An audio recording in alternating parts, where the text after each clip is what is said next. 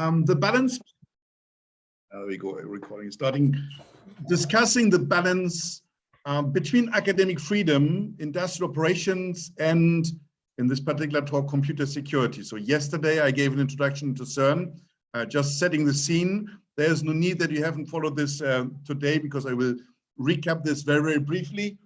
CERN in the end is something like a mixture between academic environment where we're doing particle physics research with lots and lots of students, researchers, physicists, which are looking into particle physics, but we're also operating a vast complex of so-called particle accelerators.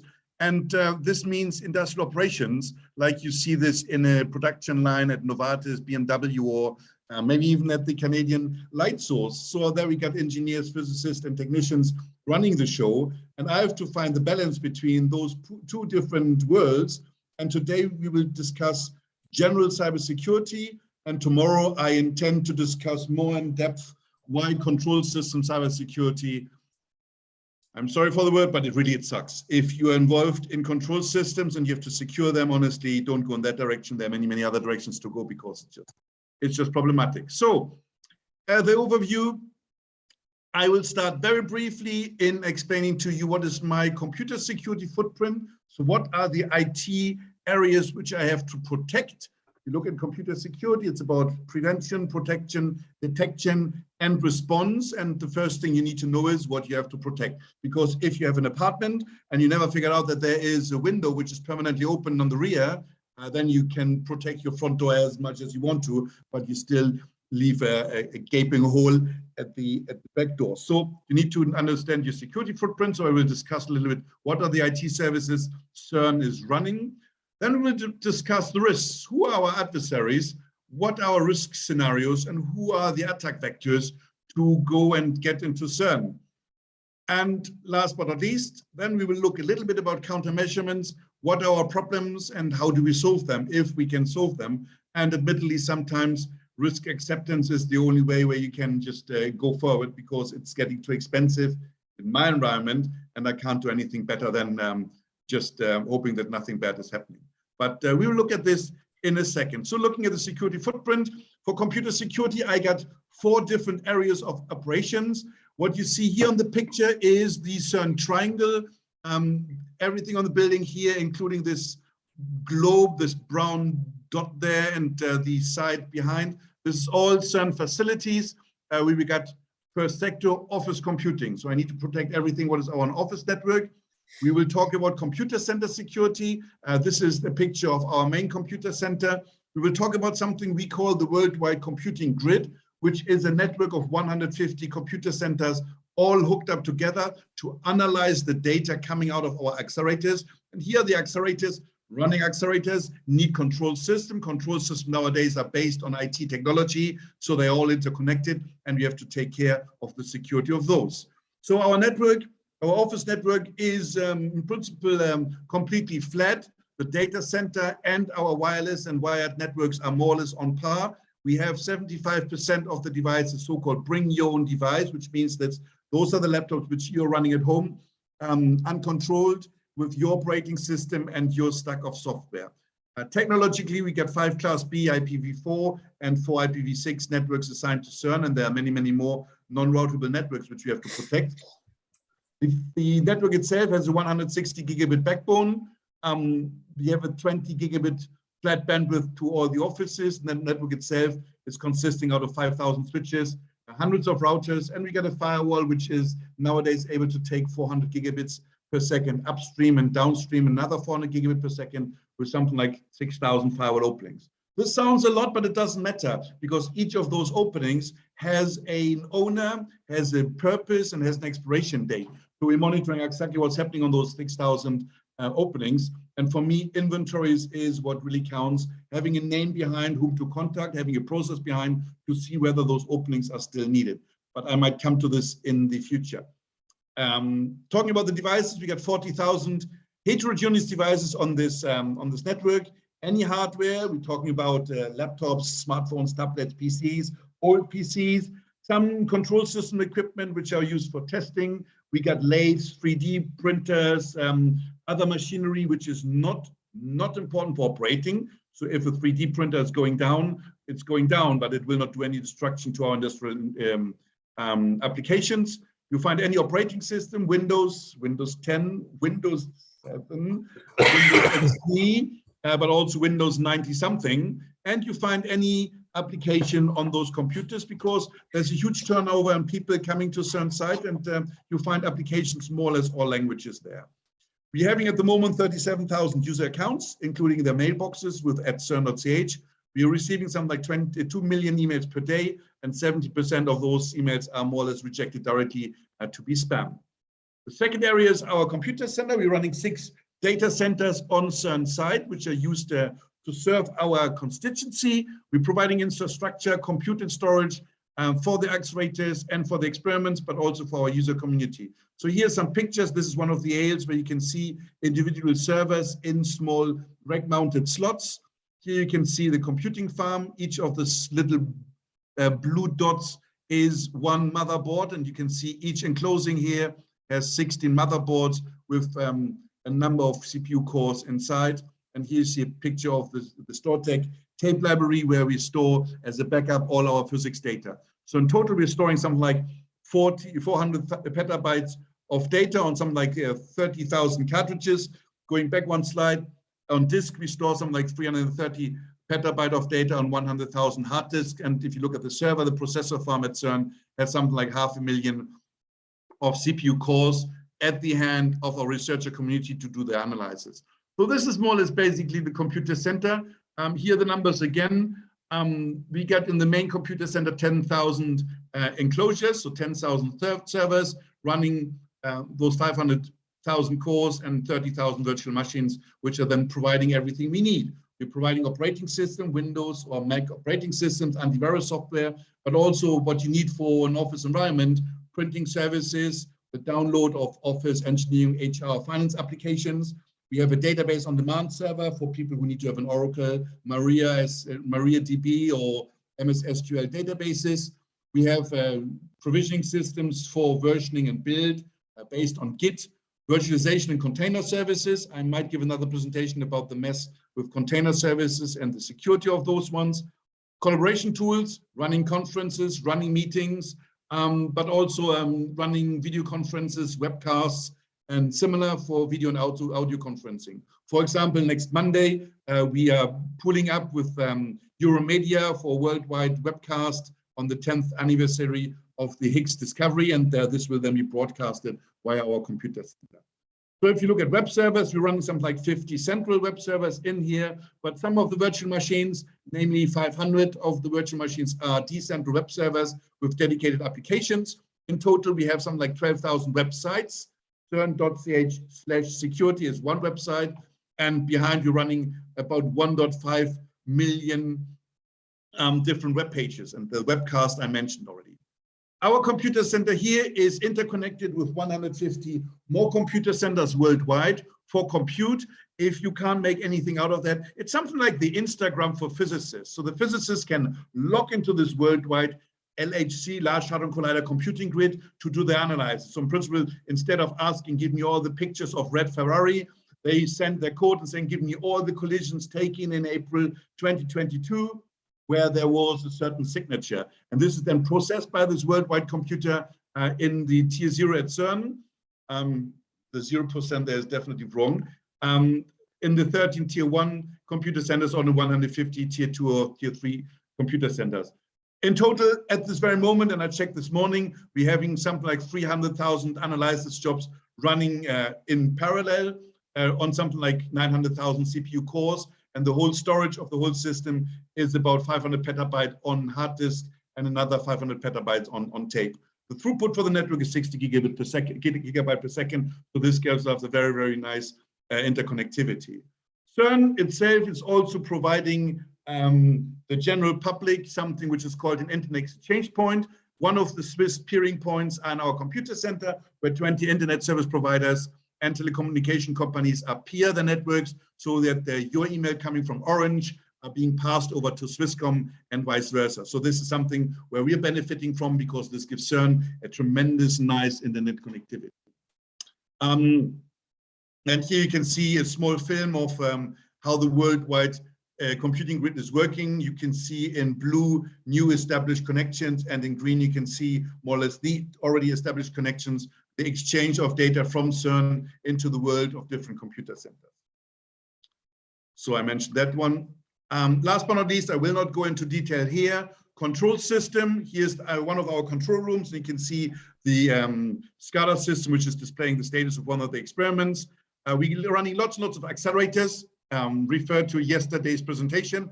It's not of importance here, but all those accelerators have control systems behind, and some control systems have just maybe 10 or 20 PLCs. Some of the control systems have something like thousands of PLCs for cooling and ventilation, for example, or for cryogenics. So each abbreviation here, ADT, ACS, and so on, they're different control systems. Beam loss monitors, beam of flight, beam position monitors, beam television, you got cryo systems, you got the radio frequency system, beam control system, and so on. So there are lots and lots of control systems.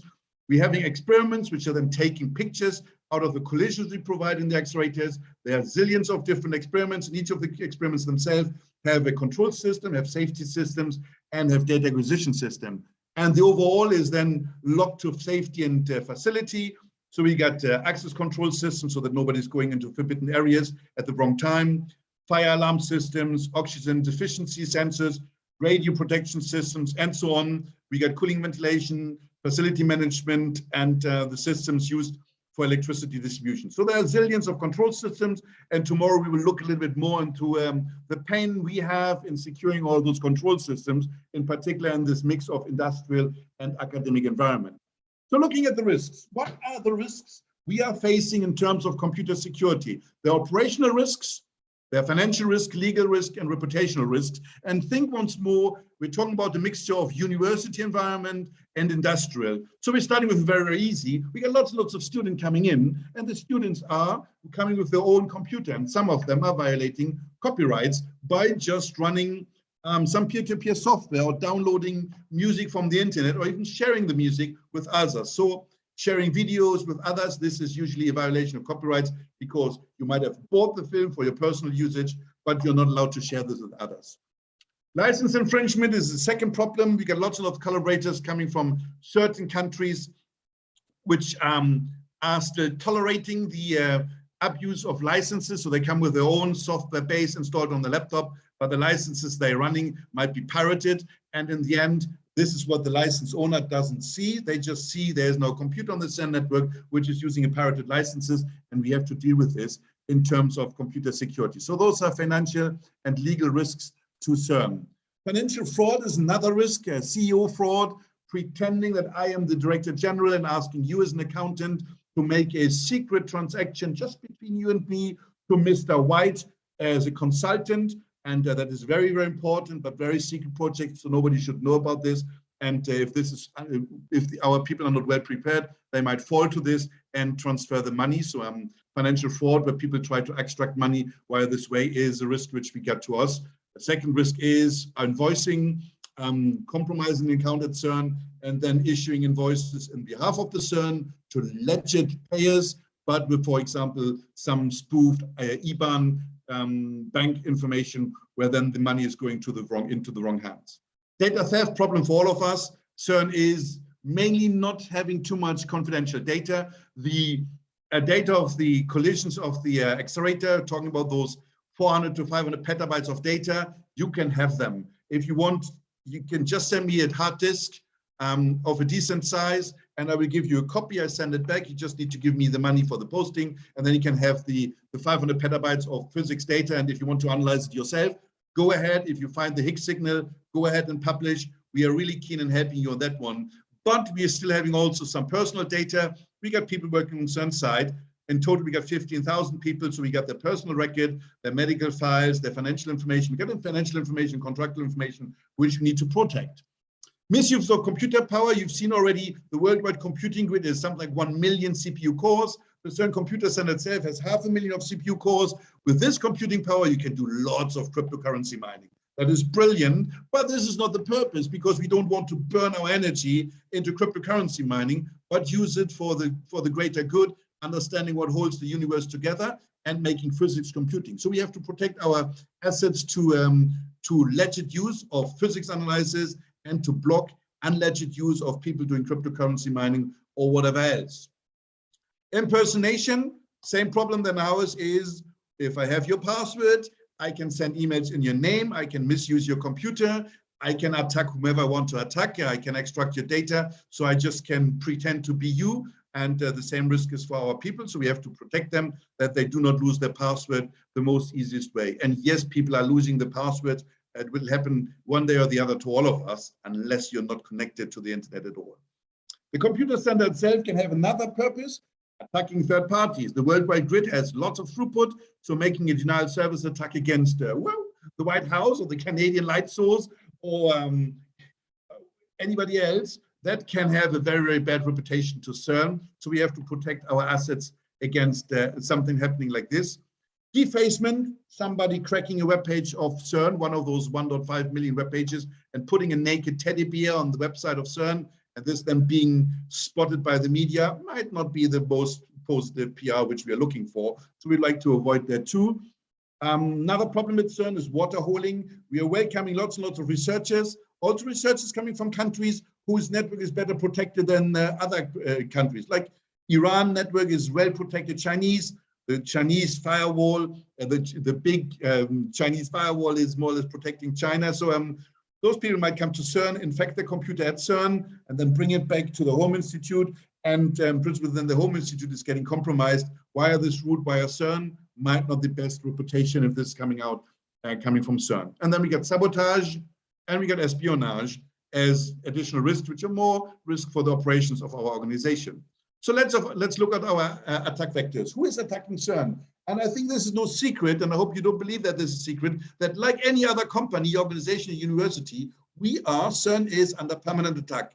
Everybody is. Your home computer is at this very moment. If you're at work, your work at the moment is being probed by the malicious evil to try to break into your home computer, to break into your home network, or to break into your workplace. This is unfortunately common noise which you got on the internet, and you have to face this, and you have to handle this. So we got some white hat hackers, nice guys like this one, who is saying, look here, CERN is disclosing passwords, source codes, and tickets to web spiders like Google. So he did some little bit of Google hacking, and he was nice to us. He was reporting this to us, and we responded in a nice way. So he gave us more detail, and there was nothing to worry for us in between, because the passwords which he found, they're more or less all dummies. But still, people are monitoring us. People are watching what we're doing. Writing a post involving CERN, the Large Hadron Collider, control systems, SCADA systems, and passwords. Ooh, he found something which might have been more interesting. And again, we are watched. People are monitoring. Unfortunately, those are the white side. They're reporting this to us. Something else here, another security researcher. Someone asked earlier if I was going to find something about CERN, and he found something about CERN in the screenshot, linked to a library which has been written in ancient times by CERN, and which is now subject to some vulnerabilities. But in the end, we're not even using this library anymore. So he found something which is brilliant, and he got in contact with us to report this. There's also the gray side.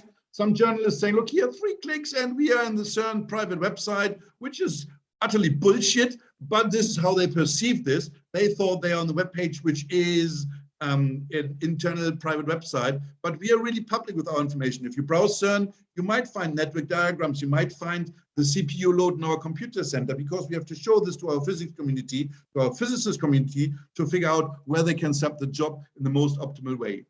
Here's another posting. Do you think it's possible for the CERN Large Hadron Collider to be hacked? Scary thought. These are the types of people that jump from rocks with wingsuits with life mentality. Have a look at me. I hope you can see me. Do I look like a guy who can jump from rocks with a wingsuit and has life mentality? I've done paragliding, but I would never go that far. But still, there are people discussing about CERN and whether there's a possibility to hack CERN. Here's the last screenshot of somebody who even contacted us and asked us, can I try to do a social engineering attack against CERN? And we can't say no. If I say no and he's still continuing doing it, I have no means to block him. Of course, I can block him, but then we start a cat and mouse game. If he's jumping IP addresses, I'm following him all the time. So he set up its own webpage, CERN.cf, which is not far away from CERN.ch in Switzerland. And he was asking for users and password. And if you read through the text a bit more, it's saying, look here, It turns out that no email address matched any of those 3 passwords. So 3 people reported, and I think he figured out that the people were a little bit messing with him, and he didn't get anything. But those are the people who are trying to attack CERN. And here are the more serious people using the exploit against CERN. An exploit is some software which allows you to break into a system to take over the system. So using this exploit on CERN would be a win. Hacking the people who created the internet. No, we don't take the credits here. Didn't invent the internet. We just have done the www on top of it. But you see, those are discussions of people who might go for CERN. I didn't get access of a database, but I hacked one of your websites with a cross-site scripting attack. And I would like to know if you are the right person to talk to make a deal. So more or less this guy is saying, give me some money, or I don't, and I give you the details. You don't give money, then we might go more into depth. We kept negotiating with him. We didn't pay money, but we figured out where he was aiming at, and we fixed the problem, which was not even a big problem. And then there are videos about CERN security, how to hack into CERN. Once more, no, we haven't been hacked, and there are even more videos. Hacking the Large Hadron Collider, again, with the cross-site scripting vulnerability or authorization bypass, but none of this really happened. This is a little bit the dark humor at CERN. We're running, for example, a web page which is called root.cern.ch. If you're a Linux addict, root for you is the administrator access to your operating system. And if you're root, you can do whatever you want to. My physics fellows have baptized a software package for data analysis, also being named root. And root.cern.ch is your site to download the software package for free. Yeah, there we are. People who attack CERN think that root.cern.ch is more or less including all our secrets. So who is attacking CERN? Who are our adversaries? We got insiders. So this is what we have to deal with. Students coming in, violating copyrights, and we have very good methods to block this. We got cyber criminals, which are going against any of us just to extract money. We got hacktivists, white hats, gray hats, black hats, which are trying to steal accounts, sell them on the dark web, abuse the accounts, doing ransomware attacks, deface web pages. And we have even seen in the past nation states which are trying to do espionage, which is quite funny, because if you want to build your own accelerator, as I depicted yesterday, come to me. I give you all the technical documentation so you can build your own accelerator in your garden. We are even willing to help you if you just come with sufficient money. Let's do it together, because this is in our core interest, doing fundamental research with accelerators. And if you have the budget to build an accelerator, why not do it together? But still, there's some nation states which think espionage might be a way into CERN. So what are the problems? What are the solutions? Awareness raising is tremendously important. Computer security, a large fraction of computer security is socializing, talking to people, making sure that they understand the risks, as they have understood the risk of swimming. If you can't swim, you shouldn't go into water.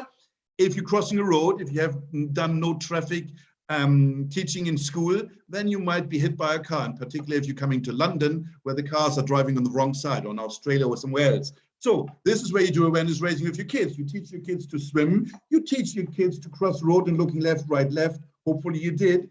So now we have to also tell the people what you do when you're browsing the internet, how you keep secret of your password, how you keep your machine, your PC up to date, and if you're doing programming, how you do programming in a secure fashion. I will come to this a little bit later. Then, of course, we can do something on the technological side. We can harden. We can make sure that PCs are not easily getting compromised to a certain limit. Of course, zero-day exploits, where the operating system more or less is vulnerable and nobody knows about this, but the attacker, we cannot do anything. But if the operating system is already vulnerable to known vulnerabilities, and there are patches for this one, just make sure that you patch it.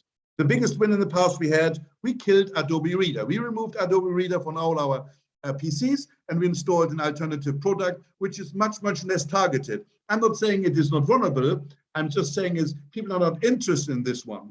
It's like you drive a very, very shabby, shady car, which nobody will steal because nobody likes this brand and it's dirty. So instead of driving a Porsche, you drive this shady car and nobody will steal it ever, while your Porsche might be gone next night. Detection, this is then where the security team comes in. We're doing detection of abuse of computing power, some accounts being misused, the web pages, and whether there's some water holding. So this is where the computer security kicks in. Sabotage, we have resilience, lots of resilience, because most of sabotage The potential sabotage which can happen is more in the physical world than in the cyber world. It's much easier to do sabotage with a hammer than with a computer for most of the people. And espionage, in the end, I'm talking to you. This is part of CERN's transparency. We are explaining what we're doing in full depth. We are accepting you if you want to work to CERN, if you want to do your thesis, PhD thesis, master, bachelor at CERN, be my guest, come to CERN, apply. There will be no background checks on you. We just assume you're a friendly person working at CERN, bringing research, bringing mankind further. And yes, sometimes you might have some people who have evil intent. And normally we detect them early enough so we can expel them. And that is more or less how we accept the risk. But you can't do anything in my environment. You can't do anything against risk acceptance. Coca-Cola can do against recipe, and the bank is definitely doing this, and military sites also doing this. But you can't compare those with CERN. So this is my environment. I have to find the balance. And if I want to now fight espionage, I will kill the academic freedom. If I kill the academic freedom, I kill CERN. And two things might happen. Either CERN will shut down or I might lose my job. And you can now guess which option the organization might take if I just start fighting espionage to the very, very depth. So how do we do the things? Starting with the industrial crown jewels, those are some screenshots from yesterday. From the top left, you can see the accelerator tunnel with the LHC inside. You see the acceleration, you see another part of the tunnel, and you see the beam dump on the top right side. And below you see 3 different pictures of our experiments. They are control systems. And what we just make sure is that we have rigorous safety systems in place. The accelerator itself, the beam which is circulating the accelerator, is very, very, very, very dangerous in itself, not to the environment, but to our installation. We are circulating 80 kilograms of TNT of kinetic energy in the accelerator. If this beam is getting lost in the machinery, it will more or less literally destroy parts of the accelerator. It will not destroy anything else, but it will destroy our accelerator. So we're making sure that we got lots and lots of safety systems in place. So if you want to attack CERN, and if you now reflect what happened to Iran with the centrifuges attacked by Stuxnet, you are attacking the control system in a way that the centrifuges are not working nominal anymore, but you pretend to the operators on the SCADA system that everything is still all right and everything is green.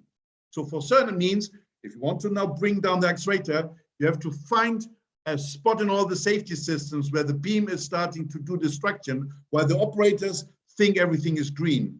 What I'm telling you here in 1 minute, I discussed in length and in breadth with my accelerator experts. Only few really understand the whole consequence of this discussion, and none of them figured out really where and how to do this, because all the safety systems are all interacting. They're all more or less interacting with the beam. If you now think of the beam again, this is a beam of protons. The protons are interacting with each other because they're positively charged. The protons are interacting with the vacuum beam pipe, which is a copper pipe, and you have mirror charges on the copper pipe. The beam pipe is interacting with the magnets guiding the beams in a circle. The beam pipe is interacting, not really, but it's sensitive to the water level in Lake Geneva because of gravitation. And since the beam is electromagnetically charged, it is also sensitive to the TGV, the fast track train coming from Paris twice a day, because this train is electricity powered, comes with a magnet field, and we are sensitive to the magnet field. So you see, it's all interconnected, and the safety system are monitoring all of this. So breaking out of this without being noticed will not happen. Of course, if you break into the system via cybersecurity, you might stop one of the safety systems, but then the safety system will just do its job, kick in and get rid of the beams, so bring the whole accelerator into the safe state. So rigorous safety systems provide resilience, and we're convinced that the damage via the industrial crown jewels is unlikely. I'm not saying it's improbable, but it's really unlikely. If you want to read more, you will see my slides, and I put some links to some articles which you've written about those subjects. So you see this also in the following slide. Feel free to browse this. At the very end, I got also a link to a compendium where all the articles are more or less listed. So starting with the people problem, yes, we do awareness raising. We tell everybody to protect the computer, do the patching, being careful when browsing the web. We're giving dedicated training on how to program securely, how to program efficiently, also to control system engineers. We've done some cybersecurity exercises. Here you see something which is called a serious gaming together with one of the antivirus software companies a couple of years ago, where you as a control system engineer, and as a control system engineer, you have to protect this water purification plant, and you're getting some cards where you can buy yourself a firewall, an antivirus software, and so on. And over 5 rounds, the game is taking something like 2 hours. You have to make sure that your purification plant is working while the attacks are starting. And every round you're judged, you're getting some earnings because you purified water. And if you didn't secure it properly, then you failed and your earnings will go down. So this is how we do train control system engineer in doing proper programming, in doing proper control system setup, but also in what the consequences are and why security is important. For management, we have dedicated crisis management scenarios. This is one where we had even a simulation of an anchor man from the BBC, who is then more or less informing in this exercise our people that, yeah, there were some personal details of 1,000 CERN employees on sale on the dark web. It's an exercise, but this is putting my management under pressure, and they now have to act and figuring out how do they deal with this incident, how they do they do this incident as a crisis. And they've done very well. The crisis management exercises at CERN are set up in a way that the management cannot win. They have to sweat. They really have to be put under pressure to act and to react. And we just make sure that the procedures, communication, first line of notification are working well. And they haven't done too bad on the cybersecurity exercise. In parallel, we're training students. If you happen to be a professor, be my guest. We have lots and lots of different universities with professors who are teaching cybersecurity, and the students are allowed to hack into CERN. Everybody can hack into CERN. This is how the internet is working. I can hack into your site. It's not legal, but still technically I can do it. And here the advantage is that the professor can give the students a real environment. The students see a real environment, and they have to report to us if they see some vulnerabilities. So we're doing this also with CERN employees. We train something like 200 people to become penetration testers, people out of the field, IT experts, but also people who are working for radio protection, engineers, technicians developing control systems. And now they have been trained to do penetration testing, to test themselves into their control system or into their service or into the websites. So we delegated computer security. I'm the computer security officer of my organization. In the outside world, you might call I'm the chief information security officer, but I am not the person who is responsible for the computer security. I'm taking the responsibility only a bit later. The computer security in first instance is delegated to everybody. So if you come to CERN with your laptop, you're responsible for the computer security of your laptop because it's bring your own device and I don't control it. You're getting a mailbox and account, responsibility of those two is with you. If you come up and you develop a control system, if you're the manager of the control system, if you are the supervisor of the control system, you are responsible for the security of this control system. If you're setting a web page, your responsibility, database, you're responsible, and so on. And the IT department and the computer security team are giving you the help, the tools to secure this. So if you don't know how to set up a web server, the IT department is giving you a web server and you just put your contents in. You don't know how to set up a database, take a database on demand from the IT department and you just put your contents into this and the IT department is taking care of the security. You need to have a virtual machine, virtualization service, and you don't need to worry about the security because your container, your virtual machine is already pre-secured by the IT department. So you can delegate responsibility, but if you're hardcore and you would like to do it yourself, there you go. You would like to do hardcore. You are responsible for your life. You're responsible for your implementation, and you get the responsibility for computer security. So we delegated this. Ransomware, this is the big elephant in the room. And yes, we're making sure that we have all the means in place to protect against ransomware. If you're not familiar with ransomware, ransomware more or less is when your computer is getting compromised and all your juicy files, your photos of your family, your videos of your family, your documents of payments and so on are all encrypted. And the ransomware attack site is asking you, in this case, for $300 to be paid in Bitcoins, or all your data will be more or less deleted. Nowadays, it might be even that your data is even published after the deadline. So you have to protect against this one. And we've seen ransomware attacks against individual bring your own devices at CERN. Fortunately, we have not seen anything like the Maastricht University in the Netherlands has seen, or the Ruhr University Bochum has seen, which have been really attacked by ransomware against the infrastructure. The question for you, like for us, is not whether you will be hit, but when you will be hit. So we put our measures in place, and we have made sure, and we still continue to make sure that we get backups in all different ways so we can re-establish the services as fast as possible. So think of your laptop, which you're using at this very moment. If you have to reinstall it now, delete the hard disk now, and you're getting sweaty, maybe tonight you go back to your favorite computing store and buy an external hard disk to make a backup. If you're fine, then your company has done a good job, or you've done a good job. But we have to take care on this one. How are the attacks happening? By emails. Emails is one of the biggest problems which we got. We got those 2 million emails as spam coming in, and the 2 million emails coming in, 70% spam. And this is one of the emails coming from Ann Darenport-Smith. Please see the attached on your input to your results. And there's a document attached. Or this from Sonia, please see the attached for your 2019 contract amendment request. You might have those ones here. Dear Stefan, IT security measurements and a PDF. And last but not least, the pension fund balance situation. Those emails are all fake. This is part of a campaign the security team, my team, is running every year. We're trying to fake our people and make them aware that emails are malicious. If you look closer to the emails, the second email saying it's coming from CERN.org. I hope you can see my mouse pointer. I can see my mouse pointer. Here it is. CERN.org. This is not CERN. This one is coming from CERN with an M.ch. Would you have spotted it? Again, it's not me. And this one is coming from sem.ch. So the RN actually is an M here, which is again not us. You can spoof email addresses. I can send you emails in the name of Juniper, and you might even believe it or not. So maybe I'll send you an email tonight saying, look here, find my presentation attached. Be careful on emails. This is how we educate our people.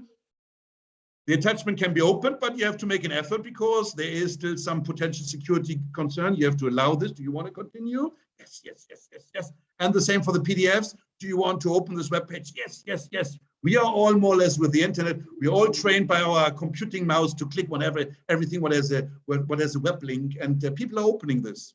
So we're telling the people once they open it, how to identify malicious emails. I do a little bit of education to you. The sender is difficult because the sender, you can spoof the sender. So it's more or less of the general package. What I tell the people, if you're getting an email in German from the Deutsche Telekom, but you have no subscription with them and you don't speak German, this is definitely fake and you should not open it. You should just delete it.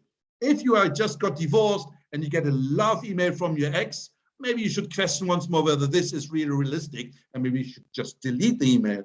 And definitely naked pictures from Britney Spears, Madonna, or Justin Bieber are not circulated. The attachments are all fake and they are all intended to attack your computer. So this is what we tell our people, but it's complicated. We tell them to stop, think, and don't click on links, because we are all more or less trained to click on any single blue line under text because there might be something interesting behind. And we're talking only about web pages or attachments. Think of your messages which you're getting via WhatsApp or on Instagram or on Facebook, or even nowadays via SMS. Be careful on clicking this. This is what I'm telling our people. Be careful when you click, because we have a click rate in our campaigns of 20%, which is not unusual for companies and of other companies who have a similar click rate. The click rate, the number itself even doesn't matter, because this depends on the sophistication of the email. If it's really something which is obviously spam, nobody will click. But if this is something really targeted, saying, look here, dear gentlemen, dear ladies, here are my slides of today's session at the SES, you will click. We got once a campaign with security, with IT experts at a conference, and the email was more or less saying, welcome again to the conference. Please find attached the voucher to the beer, which you can fetch in the lobby. 80% click rate. You see, if you look at the click rates more, we did some analysis. We got different professional categories, different job categories. It doesn't matter who you are, what you're working on, you will click. We didn't make any distinction between males and females or salary. People are just clicking randomly, so you cannot blame it on males or females or Germans or others. We're all clicking. It's just a question of moment. For CERN, it's a little bit more complicated. The mails which arrive at CERN.ch, once we get a report of those emails, we can block them in our domain name server. So we can protect the organization if this would not be a campaign of education, but it would be real. However, CERN is allowing the forwarding of email, so people might forward the email to the Home Institute. We do not have any security protections there. We need to rely on the Home Institute to do their job. So 50% we can block, 50% of the emails are just being forwarded to the outside world, and this is where our security stops. And we need to be very fast. What you can see here is a timeline from 9 o'clock in the morning to something like 10:45 in the morning. The blue line, the steep blue line, is when we're sending out 24,000 emails to everybody at CERN. It takes a bit of time sending all the emails because we do not want to kill our mail servers. And you can see in red and in orange, people are starting opening emails, starting to click on the attachments, people getting, not in the clicking campaign here, but potentially clicking and getting the computer infected. So we get the first reports. People have been trained to report this to the hotline. And after 5 to 10 minutes, first people are reporting this. And this is where we can start deploying our countermeasures, which will be in place between 10 and 15 minutes later. So at latest 35 minutes. So this is where we count on the people to block this. And if you look at reactions, I received the email below from the mail address at cern.com. Well done, this is not CERN, you detected it. And unfortunately, I clicked on the link. Those are the cases where people got it, but they didn't get it.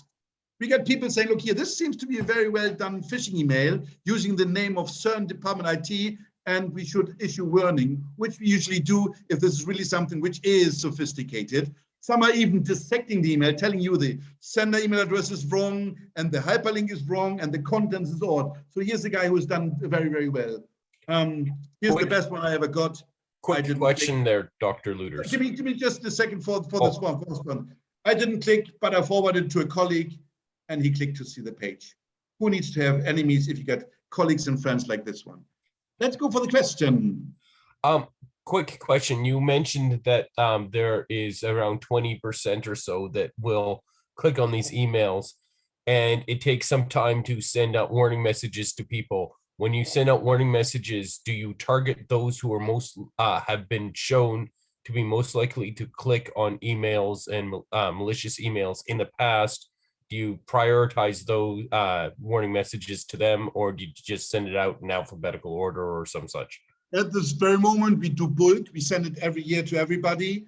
In the future, we will do it more randomly distributed over the year, and then the people who clicked might either get more of those emails, or those people might win the multi-factor competition, and their account will be toggled to multi-factor authentication immediately. So this is something which we're rolling out at this very moment, because we believe still multi-factor is the silver bullet to protect your password. We still have to rely on passwords. There are lots of people believe we can get rid of passwords, which is true for mobile phones, but in bulk, it's hard to get rid of the passwords overall. Think of your control system. I'm pretty sure you still have some passwords. Which is a good comment, because we are putting in place a sophisticated email detonation environment. We got an appliance which is detonating attachments. We got firewalling, we got DNS filtering in place. So we try to protect our constituency against such kind of malicious emails. And yeah, there we are, multi-factor authentication. This is what we are rolling out at this very moment.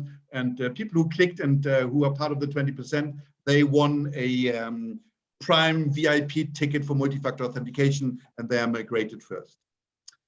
Looking at passwords, more passwords are evil. Here's once more an example of passwords. I don't know how you document your password, but this password made it into a PDF, and this PDF made it public. If you're running control system, yes, sometimes you have to share passwords, and those passwords should definitely not go into documents which are being public. Here's another example of one of the screens in one of our visit points. I zoom in here. Password hint, where are we? Make a guess, but this is definitely a very, very bad choice of a password. And if I tell you now that this has 4 letters and the letters are written in small letters, you might guess what the password is. Then think of control system. Here is a device from National Instrument. Please enter the administrator password 4, and the default is pass. Thank you very much. Those are defaults coming from the company. Here's a security camera. Default username is admin and the password is 1234. Thank you very much. Control system cybersecurity. Here's even a device which doesn't even come with any security. And here's a coffee machine. And this is how we pissed off the people the maximum, because this coffee machine has a touchpad. If you touch on the top left logo, which is saying Franke, you will ask for a 6-digit number. And the 6-digit number is well documented on the internet for this device. You know the brand. And for a while, the computer security team at CERN was drinking coffee for free because we knew the operator password, and this is then more or less circumventing payment. We didn't tell anybody else, and then the restaurant owner needed to change the default password. There are control system experts among us here, I guess. This is what I understand. So if you're running control system, if you're buying devices, we come to this tomorrow again, but change this stupid default passwords. I still wonder why they allow for default passwords, because most of us are just not doing, and passwords are always well documented. So once more, at CERN, we're not asking anymore for annual password changes, but we have multi-factor authentication in place. We're looking where the people are logging in from. So did you log in from Canada at this very moment? Maybe you happen not to be there. Those are the notifications which you might also get from Facebook and Google. But we also compare your password at login time before we hash and salt it, whether the hash on the hash salted password has been already appeared in password dump. So is somebody else, is your password being exposed, or is the password used by somebody else, but happen to be the same password you're using, has it already been exposed? And if this is the case, then you are required to change your password. And of course, here we are. This is then the fun part.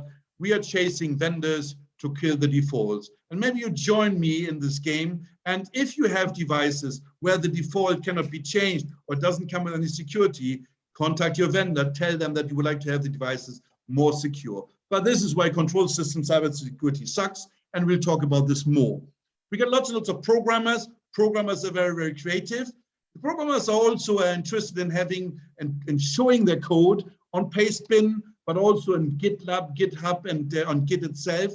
They would like to show their code because this might be the entranceway for the next application when they apply for a job outside CERN. We got permanently, we get mainly temporary contracts of 5 to 8 years. So afterwards, people would like to move, and they would like the people would like to show what they've programmed. But having passwords in your software, having certificates or private tokens in your software, being public on Git, GitLab, GitHub, or Pastebin, this is definitely not the best PR for you and your job if you're applying for the next position. So if you're doing programming, gentlemen and ladies, think about where your software is and making sure that your software is not containing any of the passwords. So what we're doing is, it's still labeled with upcoming, we're scanning for passwords in all our software repositories, which is mainly based on Git, and we're making sure that there are no passwords. So the passwords are either replaced by dummies, which are then, when the code is running, being asked for real passwords, or they are just placeholders. This is what the security analyst earlier figured out. But think of programming more. I can't see your hands, but do you do programming? Maybe just thumbs up or shout and saying, yes, I'm a programmer. How many among you 24 are programming?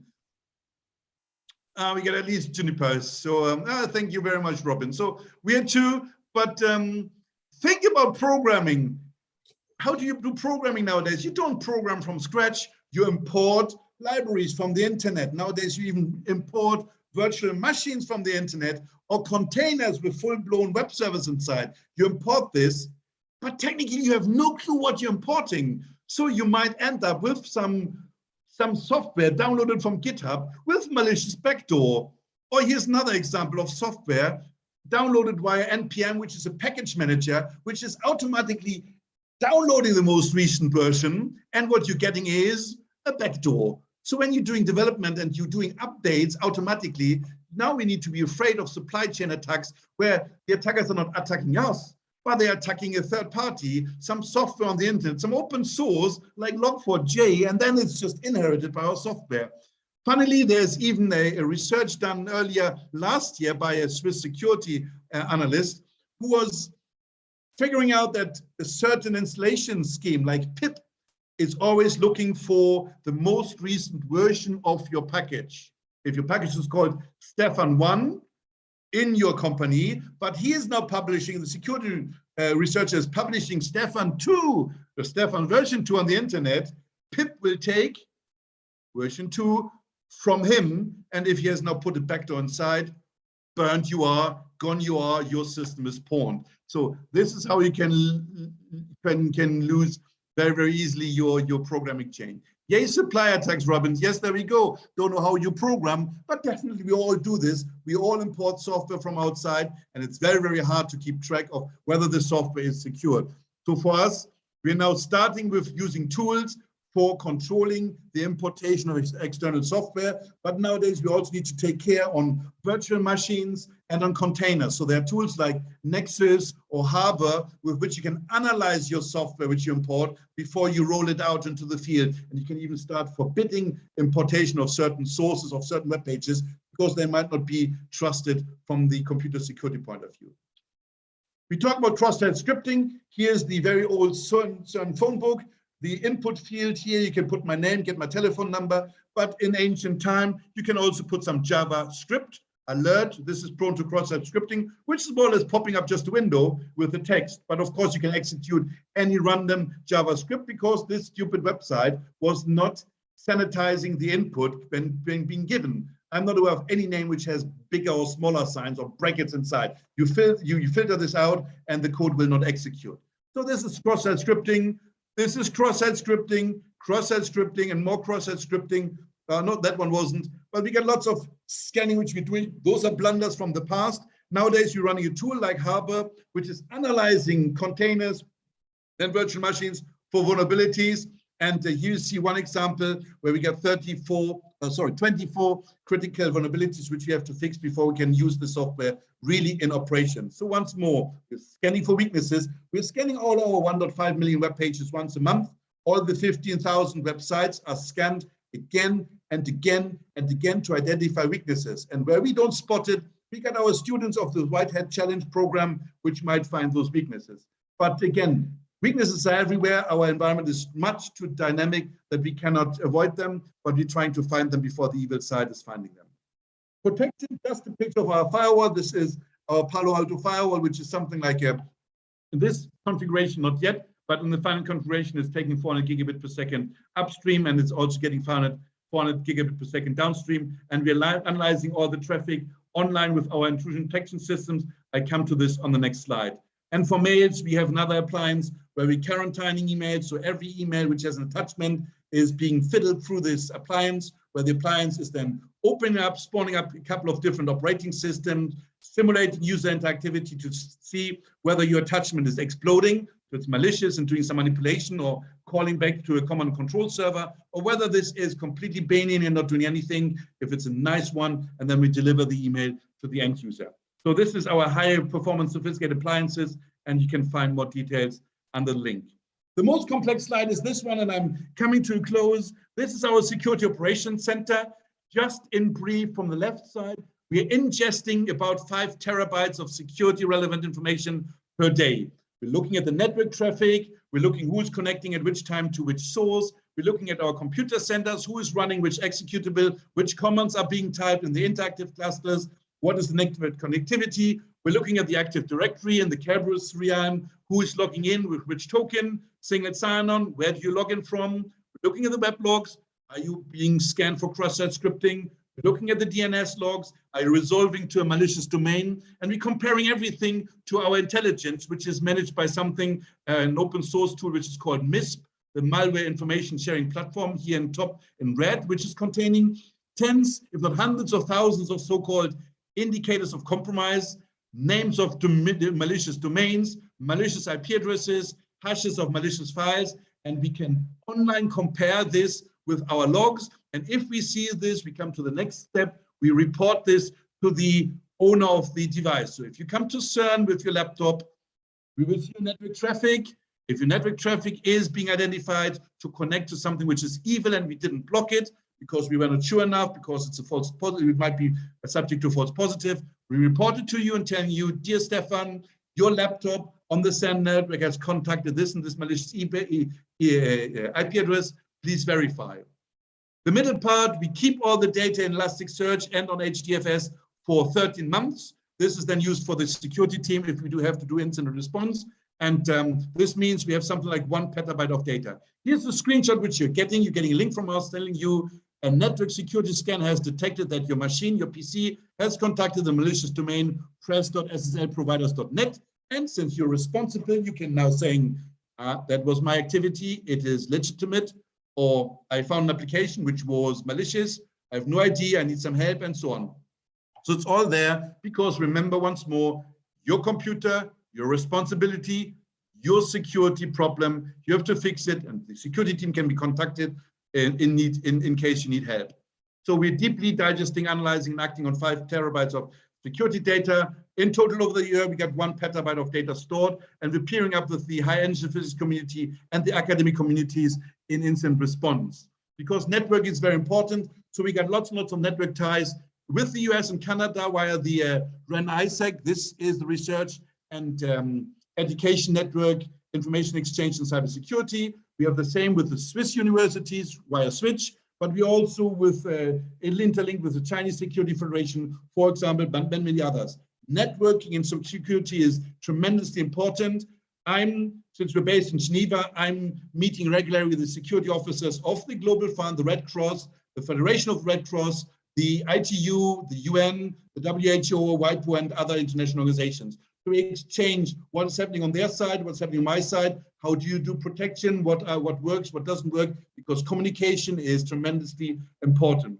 We got that point, we got touch points with governments, international and local law enforcement, talking about Europol, FBI, or the Geneva police. We're talking to those ones because they might tell us something we would like to know so we can protect us better, and sometimes we're sharing information. Like in this example, where we identified some backdoor software for Linux. It was called by us the Operation Vindico, which was more or less Linux-based credential stealing malware against lots and lots of different sites worldwide. And we just took part of this. And I have to admit, I'm quite happy that at a certain moment, the FBI was even arresting the Russian citizen who was behind this, and he has been put in prison. So this is again where we need to gear up. If you're working in security, I would love to learn and just exchange some email addresses in case of, never cost anything having the contacts. And yes, we are also part of some very close security fora. Last but not least, transparent. I'm happy to present this here. Those slides are transparent. They can be shared. We have a digital privacy statement. We tell everybody at CERN what we're doing because the integrity and the ethical nature of my team is tremendously paramount important to me. The people should trust us so we not become big brothers doing things in the background. The people should trust us, coming to us and saying, look here, I have this control system set up. How do I secure this? Or I have this vulnerability. How can I handle this? I got this problem, or I found this problem with another system. Can you fix this? People should come to us, ask early for consultancy and audit and review, and not just hide this because, oh, there's the security team. I don't want to talk to them because they're just creating trouble. So people need to trust us. We're having a monthly report, which is visible to everybody at CERN, so they can read what is going on, which system have been found vulnerable, what are the vulnerabilities being published, where do we have problems, where do we need to improve. So this is there. This is very important for me because people usually come to me and say, look here, Stefan, CERN, who is attacking CERN? Nobody's interested in us. We're not a bank, we're not military, so on. And with those reports, I can prove we are permanently under attack. You can read what's happening, and here's the report. And we got also bulletin articles where I'm then looking at security, looking about the wrong link, wrong login, and there you go with your account. We're talking about phishing or SMSs, phish MS. We're talking about what Juniper just put in the chat, that emails are more or less equal of letters. The sender you put on your email, it's like the sender you put on the envelope of your letter. You can put whatever you want to. Nobody cares, not even the post is caring. You just care if you want to get something back. But if you just want to spam somebody, you can put whatever name. So transparency is paramount, in my opinion, for successfully running an ethical and trustworthy computer security team. And here I got also a link to all our security articles. We send this to people in French and in English so that people can educate themselves. So in summary, we have a very open academic environment. I have to live this open academic environment because this is the being, this is the heritage, this is the reason for CERN, making academic research. So I needed to find the right balance, and we delegated security to everyone, and they can delegate it back to the IT department if needed. We are under permanent attack. I think we all agree that this is a cup which will just not go away. It will continue and it will get worse in the future. So we tackle the people problem. We're discussing passwords, making sure that the passwords are not disclosed to nobody. We're making these clicking campaigns. We're making coding practices. We give consultancy and auditing how to set up the services, control systems, web servers, and so on. And this is why I'm here. This is why I'm happy being here. I like to team up with the world, spread the word, but also learn from others how you do. Thank you very much. You want to see our computer center? Just take the Google Street View, log into our computer center, and put in this little minifig of Google. You can walk through our aisles, and since I like Lego, I have hidden 30 different minifigs in the computer center, and 20 of them you can find when just zooming in on Google Street View, just for fun. I know some people who found all 20. I don't want to know how much time they spend in front of the screen to figure that out, because they're really hard to find. Thank you very much. Ready for questions if there are.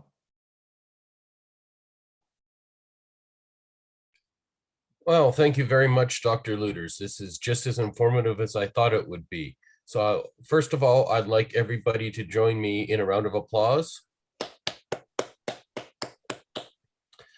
And I suppose we can open up the floor here to some additional questions.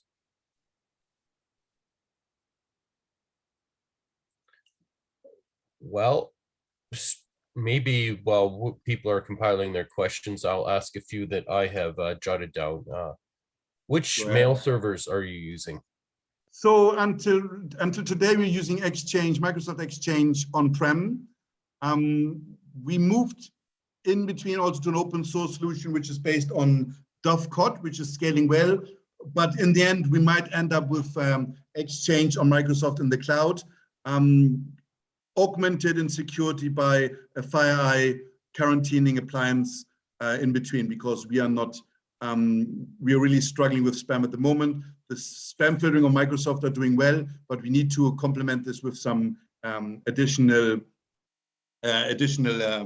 email quarantining appliance. So talking about FEAR, I just taken the question here from Robin.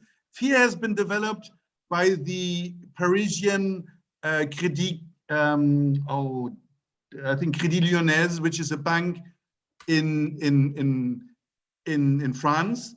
It is used for notification. The screenshot which I've shown, we drilled this up because, as you might have figured out, you're responsible, which means that we cannot have a ticketing system which is opening tickets with our security analysts. We're opening the tickets with our users. So we opened FEAR to send out those notifications, as you can see the notification here. And so we adapted the software a little bit. I wonder that you heard about this, maybe not talking about the same thing. But yeah, if you're interested in this, we can share more. So here's FEAR as our event management system, but it's an open source solution, not used by many, but for us, it's very, very useful because we can open tickets with the users. So if you come to CERN, Robin, your laptop is compromised, your laptop is registered on the network, so we can match the IP address to a MAC address, the MAC address to a name, the MAC address to you, and then we can send you, Robin, an email, and you get this web page, and this is then managed by FEAR. So we're making sure that under certain circumstances, you're obliged to answer to us. If you don't oblige, we will just threaten you to answer with a second email. And maybe last but not least, I don't like that part, but we might just take your device off the network, because if you don't care, if you don't answer, then you don't deserve to be on my network. And the same is happening for accounts. If you don't answer, we close your account, we block your web page, and so on. I hope this is answering your question. Not sure if we're talking about the same thing. Thank you. Cool. Have you noticed? May I just, the budget of CERN is going into research. So my security budget is not the one which you would expect in a bank. So the components you see here, Flume, Kafka, Elasticsearch, FEAR, MISP, intrusion detection system based on Bro IDS, or now it's called Zeek. They're all open source tools. We are using only open source tools. The only two appliances where I spent money was the firewall and the email filtering, because those are appliances where open source doesn't have the same level of competence than commercial companies. But it's all open source. If you want to reproduce what I've got here on the slide, I can even get you an expert in who can help you setting this up. I was wondering, have you noticed a differing number of vulnerabilities and issues with differing operating systems, say Windows versus Mac versus Linux, etc.? So Windows is the classic, because that was the operating system which is still mostly under attack by viruses and similar, and this didn't change. Mac attacks are on the rise since years already because Mac is getting a bigger market share, and of course there's also money behind. Linux is something which we still don't see in the way against end user devices, but of course our computer center is mainly running Linux, and then there are more the hacktivists which are more going for Linux operating system because it's once you've got a compromise, it's easier to deal with. So we got different areas of attacks. Where I see changes, I just see that everything is getting worse because of the complexity of how we run computer centers, but also of the complexity of the software stack. And that is the subject of the non-announced fourth talk, which I might give in the near future. What is your opinion and policy on passwords that are hard to remember versus hard to crack? This is why we don't change passwords anymore. I believe in passphrases. We're telling the people make it long so it's hard to crack. And once it's long, you do not need to change it every year, because that was the problem. People were choosing weak passwords to remember because they've changed every year. At least this was the annual cycle at CERN. Nowadays, people are allowed to choose very long passwords, and if they choose long passwords, then everything is fine. We still take our password database and try to crack this with the computing power we have. No, we're not misusing all the 500,000 cores, but we also try to figure out whether there are some simple passwords in the stack. But so far, we are good on passwords. As I said, I believe in multi-factor authentication, so getting you a second factor is the silver bullet. And how are you planning on enacting that multi-factor authentication? So how to enact this? I didn't get the question. So how are you planning on enacting it? So the rollout. Maybe I got problems with the word enacting. My native English is not good enough for that one. Yeah. Well, okay. Sorry. I was being sort of open-ended in my question here. The multi-factor authentication can be done in numerous ways, up to including, iris scans and the like. Oh, so I'm saying, how are you planning on enacting multi-factor authentication? Implementation, I think is the word you're looking for. Sure, implementation. Your computer. So we got two main areas where we're doing multi-factor authentication. One is on the web sphere. So CERN is, I'm very happy that we have one single sign-on page. So every sign-on you do at CERN is in one single place. So I do not need to worry about different login pages. Yes, there might be some fringes, but 95% of logins are going through the single sign-on, which means that now I can enact a password and I can ask your second factor on the CERN single sign-on. We have also written SSH plugins for the PAM modules that people who are logging via SSH then also need to provide a second factor, which is again the same factor which we use on the CERN single sign-on. You're right. We don't have a silver bullet there. I said silver bullet, but we allow for two different factors. Either you use, and you can choose between them anytime you log in. Either you take a hardware token, which is based on YubiKey technology. So you have to plug it into your computer. Sometimes you can't plug it in because you just don't have a USB-C or USB-A port. And then you can use a smartphone application like Google Authenticate or something similar, where you then have to provide a six-digit PIN number. So at the moment we allow for both, but our advantage is we control the PAM modules, we control the single sign-on. So we can roll out easily more factors if you want to. People are now interested whether we can have something like Face ID. Fingerprints are on the way out again, but we can have some Face IDs. Biometrics, we're not using biometrics for the use for logging in at CERN, but for safety areas. So for physical safety areas, we're using biometrics already. For example, if you want to go in the accelerator, you have to have a biometric scan before you can go into. You can see this in Angels and Demons, where unfortunately one of the eyeballs has been pulled out. But anyhow, this didn't happen really at CERN. So those are the two technologies we're using at this very moment. Yeah, there you are. Thank you very much, sister. So yes, one-time password generated via the smartphone application, security token. This is the one-time password created by a YubiKey. SMS, we had this initially, but we just don't use it anymore.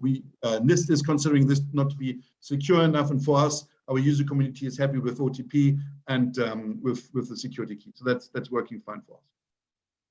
Thank you for precising, Robbie.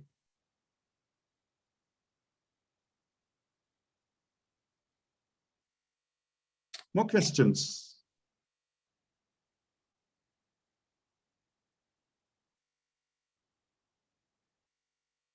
Now commenting on SMSs would be very difficult because number of countries. Usually the people, when they are at CERN and they are in a certain role, CERN is providing mobile telephones to lots and lots of people, because you might be on call, you might be working for some of the operational devices. And so we have CERN telephones which are under the Swiss prefix. So that's working usually out. And SMS don't cost a fortune to send it also to international numbers. But then, of course, we need to start registering the private telephone numbers of lots of people. And this is, again, something which I would like to avoid. So it's working out, but we did this in the past with the security team, was okay, but with one-time password generators, it's much, much easier on the smartphone. Only the people who don't have a smartphone, but just a Nokia brick, they are, of course, a little bit screwed because they can't install the OTP or TOTP application. I actually don't own any mobile phones, so I'm definitely the Luddite of the room. Oh, fair enough. If you don't want to, then you use your YubiKey. I give you YubiKey. You can plug it into your computer. So usually it's working for most of the people we have deployed this. It's working in one way or the other, and you can randomly change. So if you don't have your mobile phone with you, you still pull out your YubiKey and it's working. I really like your approach of allowing individual users to basically enact what they feel they need to do in order to get their work done, and allowing them to take charge of their own security on the device. If they need to spin up a special web server or the like, you say, go ahead, do it, but you're in charge of it then. I really like that approach. How much pushback have you had when enacting that, being told, oh no, this has to be done by one centralized force, or it won't be done properly, et cetera, et cetera? I think I gave the wrong impression here. I hate that. But this is the reality of my organization. Creativity is key. So we have to just find the balance there. So important for me is we centralize the services. We get a central web service team where the people can then deploy their own web applications. So this is based, for example, on OpenShift, the container service. So I try to find a middle way. During the past, I'm doing this since 12 years. During the past, we tried to eradicate, for example, shadow computer centers at CERN. There were some groups who had their own computer centers in some offices. And this posed security problems because it was not perfectly maintained. And it produced, of course, safety problems because in an office, you shouldn't run a computing farm. So this all be centralized in the computer center, because I believe centralization is where you can apply security. I have one database team at CERN, one core IT database team of trained professionals in Oracle, MariaDB, and other databases. They can also apply the security. This is much better than having database teams all over the place in controls and in experiments and in finance and all of it. It's all centralized. I got one network team, which is doing the network for our computer center, for Wi-Fi, telephony, and the fixed office network, but also for our control system network. So our control system engineers can now start concentrating on their job. They don't need to maintain databases or networking. They do the control system, and they're given the infrastructure by the IT department, like they're giving the electricity by the electricity department and cooling ventilation by the cooling ventilation group. The same for operating system. The IT department is providing you with pre-patched, secured operating systems for Linux, for example. So you don't need to worry about all the patching. It's done by the IT department. And if you're running a control system, you also can get a Windows distribution. And since you're running a control system, the Windows distribution is coming fixed, and the IT department will not fiddle on top of this to skew the operating system. But I should shut up here because I'm already preempting things of my talk of tomorrow. But I believe in centralization, because in centralization I can apply security measures, and this is applicable for web servers. So yes, but still there are zillions of web pages created by individuals, by students and others, and I have to live with this. This is why we're scanning. Again, scanning and scanning again.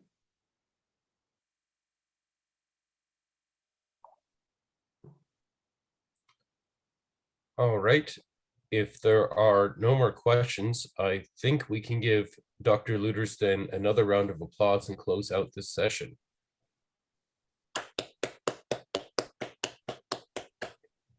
Thank you very much. And I think we have to put an echo on that one. Yes. And on that note, I wish to thank everyone for taking their time in their hard-won lunch hour to come and join us here and learn more about cybersecurity. And we wish to see you again tomorrow if you're interested there in cybersecurity related to control systems. So on that note, I will bid everyone a good afternoon. Thank you very much. Enjoy your day. Cheers.